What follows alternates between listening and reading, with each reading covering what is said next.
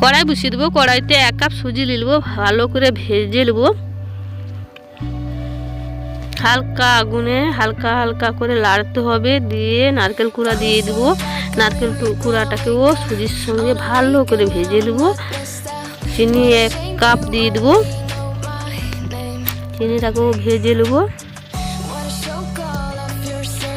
হালকা ভাজা ভাজা হয়ে গেলে জল দিয়ে দেবো। কিন্তু আমি একটা নারকেল কুড়ে নিয়েছিলাম, সেটা বলার কথা মনে নেই। জল দিয়ে ভালো করে পুরটাকে রেডি করে নেব। সুজিটা দিলে নরম থাকবে, তাই একটু সুজি দিয়েছি। আপনারা চাইলে নাও দিতে পারেন। এই যে কমপ্লিট হয়ে গেছে পুরটা। এবার নামিয়ে নেব। একটা থালা নিয়েছি, থালার মধ্যে 2 বাটি ময়দা দিয়ে দেবো। দিয়ে একটু কালার দিয়ে দেবো। 25 গ্রাম তেল দিয়ে দেবো। তেল ময়দা ও রং ভালো করে মিক্সড করে নেব। মিক্সড হয়ে গেছে। এবার হালকা হালকা জল দিব, মাখাবো। আপনারা যদি এই মিষ্টি খেয়ে থাকেন কমেন্টে জানাবেন। জলটা দেওয়ার সঙ্গে সঙ্গে দেখুন আস্তে আস্তে কালারটা কি সুন্দর পরিবর্তন হয়ে যাচ্ছে। পাকা আম হয়ে গেছে। মাকে একটা ডো তৈরি করে নেব, ভালো করে দেবে নেব। যত দাববে তত খাস্তা হবে। একটু সময় ধরে দেবে নেবে। একটা চাকতি নিয়ে নেবো। চাকতির মধ্যে একটু তেল দিয়ে ভালো করে মাখিয়ে নেব। দিয়ে মাখানা গলাটাকে লম্বা করে নেব। ভালো করে লম্বা করে একটা ছুরি নিয়ে 2 ভাগে ভাগ করে নেব। দিয়ে 1 ভাগকে ভালো করে লম্বা করে নেব। লম্বা করে ছুরি দিয়ে ভালো করে 1 সাইজ করে একটা একটা কেটে নেব।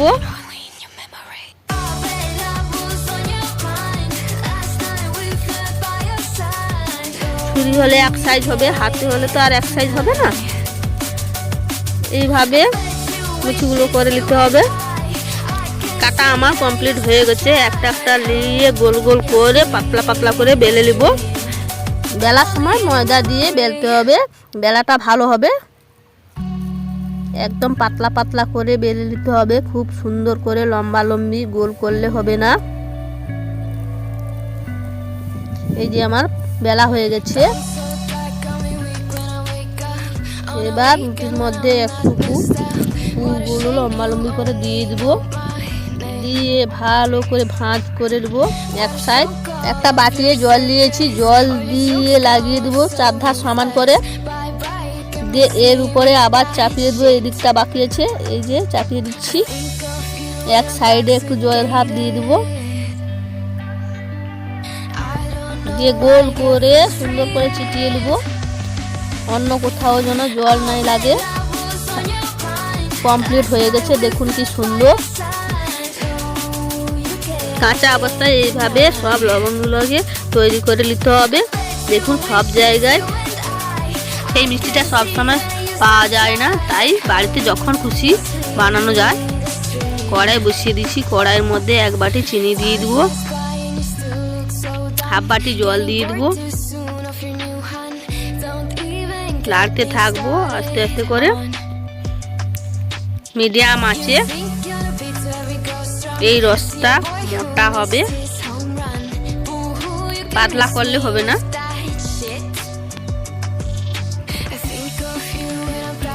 হয়ে গেছে মিষ্টির রস। এবার নামিয়ে নেব। তেল কড়াই বসিয়ে দেব। তেল গরম হয়ে গেছে। একটা একটা লবঙ্গি ছেড়ে দেব।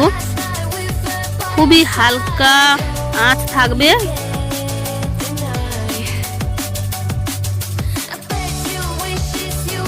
বেশি জ্বালন দিলে পুড়ে যাবে। এপিট ওপিট উল্টে নিতে হবে।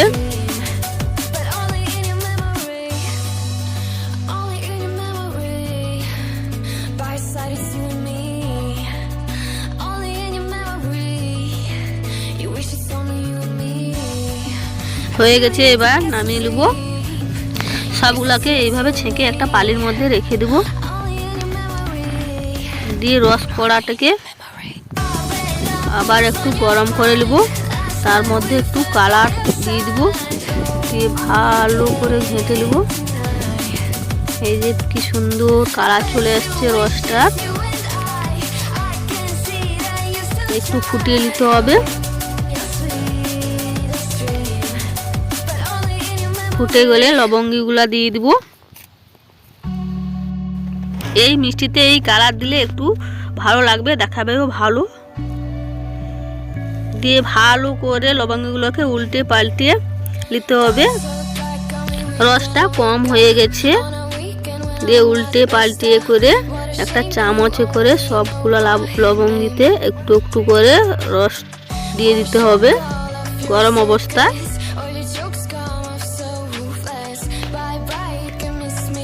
এইভাবে সবগুলো রস দিয়ে দিতে হবে। 15-20 মিনিট ঢাকনা দিয়ে দিব। 15-20 মিনিট হয়ে গেছে, ঢাকনাটা খুলে একবার উল্টে পাল্টে নিতে হবে। হয়ে গেছে, রসটাও খেয়ে নিয়েছে, লবঙ্গগুলো সব রস ঢুকে গেছে। কি সুন্দর দারুণ দেখতে হয়েছে, খেতেও সুস্বাদু। আপনারা দেখুন, বাড়িতে বানান।